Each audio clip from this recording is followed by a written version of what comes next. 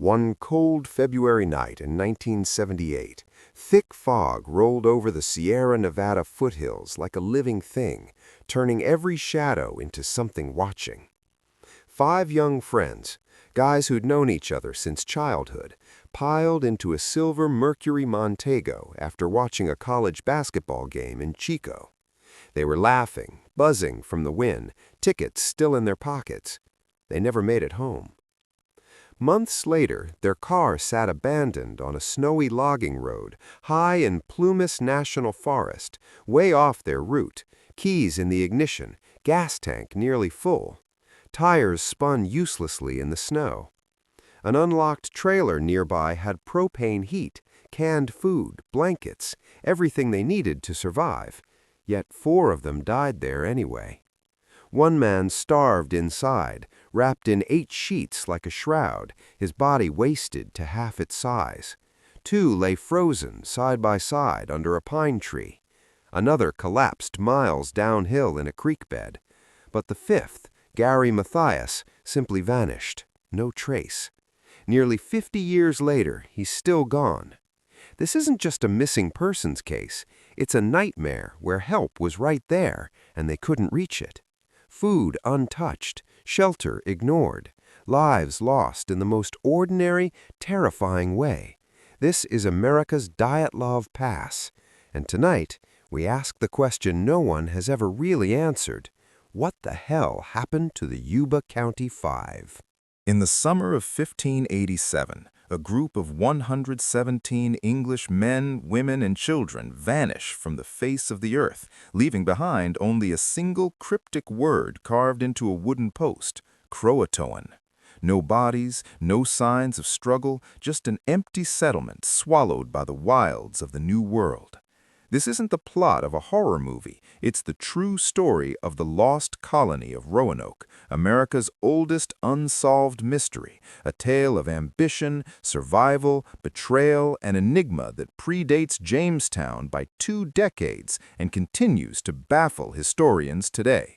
Buckle up as we dive into the windswept shores of North Carolina's Outer Banks, where dreams of empire clashed with the harsh realities of an untamed continent. Our story begins in the glittering courts of Elizabethan England, where Queen Elizabeth I, the Virgin Queen, ruled with an iron fist and a keen eye for expansion. The year is 1584, and Europe is ablaze with the age of exploration. Spain dominates the seas, hauling gold from the Americas, while England, a scrappy underdog, hungers for its share. Enter Sir Walter Raleigh, a dashing courtier, poet, and adventurer, tall, handsome, with a penchant for tobacco and a cloak famously laid over a puddle for his queen.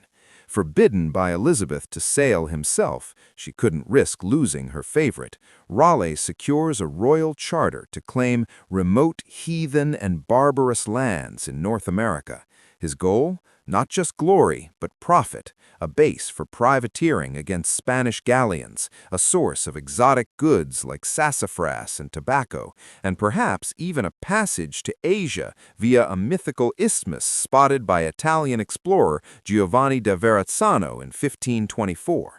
Raleigh's first reconnaissance voyage set sail from Plymouth on April 27, 1584, commanded by Philip Amadas and Arthur Barlow. 2 small ships, the Bark and Pinnace, brave the Atlantic for 2 months, dodging storms and Spanish patrols. They arrive at the Outer Banks on July 4th, navigating treacherous shoals into Pamlico Sound. Barlow, in his glowing report to Raleigh, describes a paradise. The soil is the most plentiful, sweet, fruitful, and wholesome of all the world.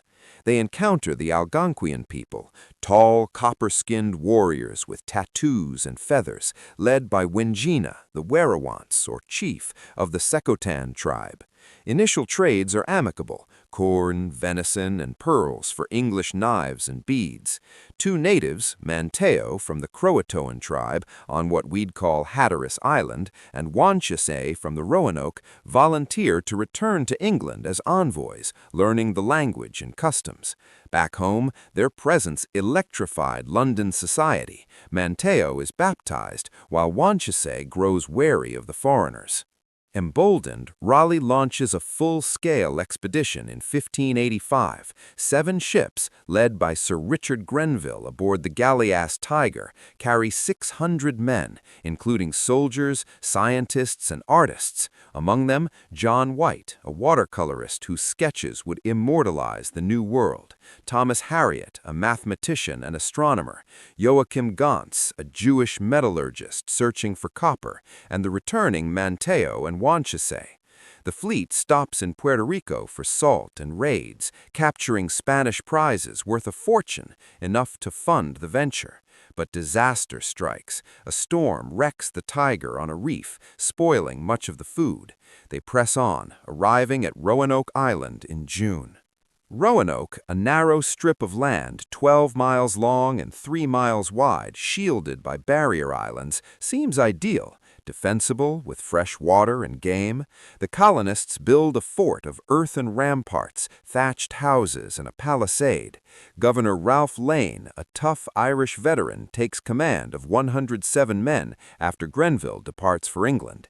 Harriot studies the land, noting 86 bird species, 60 mammals, and plants like maize and potatoes, crops that would revolutionize Europe. But paradise cracks, supplies dwindle, and an epidemic ravages the natives, who blame English invisible bullets, likely smallpox or influenza brought unwittingly. Wingina, initially friendly through his brother Gronganimio, grows hostile as colonists demand food. In spring 1586, Lane explores northward to Chesapeake Bay, finding fertile lands and the Chesapeake village. But back on Roanoke, famine looms. Wingina, renaming himself Pemisapin, plots against the English, destroying fishing weirs and withholding corn. Lane, desperate, kidnaps Chowanoke leader Menatonen's son for ransom, learning of inland copper mines at Chawanese Temoatan. Tensions explode. On June 1st, Lane ambushes Dasamankapunk village, beheading Pemisapin in a brutal skirmish. Days later, Sir Francis Drake's fleet, fresh from sacking Spanish Cartagena, arrives like a miracle. Amid a hurricane that sinks a supply ship, Drake evacuates Lane's men, leaving behind African slaves and Turkish refugees, fates unknown. Grenville's relief force arrives too late, finding the site empty. He leaves 15 men, who are attacked by vengeful Secotans. Only 2 survive, fleeing.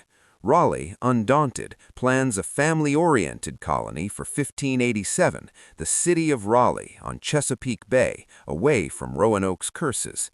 John White, now governor, leads 3 ships with 115 souls, 87 men, 17 women, 11 children, including his daughter Eleanor and son-in-law Ananias Dare. Montego returns as an ally, but Wanchese, embittered, sides with the Secotans. They arrive July 27th, but pilot Simon Fernandez insists on unloading at Roanoke, claiming shallow waters. White finds the old fort razed, houses overgrown, deer grazing inside. George Hoe is killed while crabbing, scalped by remnants of Pemisapin's people. White retaliates, but mistakenly attacks Croatoan allies scavenging the site. Montego brokers peace. On August 13th, he's baptized and titled Lord of Roanoke and Dasamankapuk, the first native Protestant lord. Joy amid hardship. On August 18th, Eleanor gives birth to Virginia Dare, the first English child in America, baptized days later. But supplies run low. The colonists urge White to return for aid, promising to relocate if needed. They agree on signals, a carved destination with a Maltese cross for distress. White sails August 27th, storms battering his ship. He reaches England in November, but war erupts. The Spanish Armada in 1588 ties up all vessels. A 1588 relief fails due to privateering temptations. Finally, in 1590, White hitches a ride on privateer ships Hopewell and Moonlight. Arriving August 18th, Virginia's third birthday, White finds Roanoke deserted. Smoke rises from the island, but no cross marks duress. Croatoan on the palisade, CRO on a tree, pointing south to Manteo's people. Buried chests are dug up, books mildewed, armor rusted. White spots children's footprints, but Gale's forced departure. He never returns. Raleigh's fortunes fade, executed for treason in 1618. What happened? Theories abound, each more astonishing than the last. Assimilation, colonists facing drought, the worst in 800 years per 1998 tree ring studies, join the Croatoans. Jamestown's John Smith hears in 1608 of 4 English-like people at Okanahan, dressed in European clothes, building 2-story houses. Powhatan chief Wahun Senakau confesses to slaughtering survivors in 1607 to prevent alliances against him, per William Strachey's 1612 account. Artifacts unearthed. In 2012, at Site X on Hatteras Island, Tudor rose rings, Nuremberg tokens, and sword hilts mingle with native pottery, suggesting intermarriage. The Lumbee tribe claims descent, their dialect laced with archaic English words like mon for man. Or massacre. Spanish spies reported seeking Lutheran settlers in 1588, but found nothing. Environmental doom. Erosion has swallowed half of Roanoke since 1587. Underwater digs reveal possible shipwrecks. Conspiracy? Walsingham, Raleigh's rival, sabotages supplies. Supernatural whispers persist. Virginia as a white doe, cursed by a spurned shaman per 19th century folklore. Culturally, Roanoke birthed American mythology. George Bancroft's 1834 history casts them as proto-patriots. Paul Green's 1937 play, The Lost Colony, draws 4 million viewers on Roanoke's stage. Virginia Dare symbolizes innocence lost, inspiring wines, statues, and even anti-immigration groups like V-Dare. DNA hunts since 2007 seek links, no matches yet, but hope lingers. From Raleigh's pipe dreams to White's heartbroken sketches, Roanoke warns of hubris. 117 souls, pioneers in a savage Eden, erased but immortal. Their echo? In every unsolved case, every frontier push. The New World wasn't conquered, it consumed. The fog rolled thick over the Sierra Nevada foothills that February night in 1978.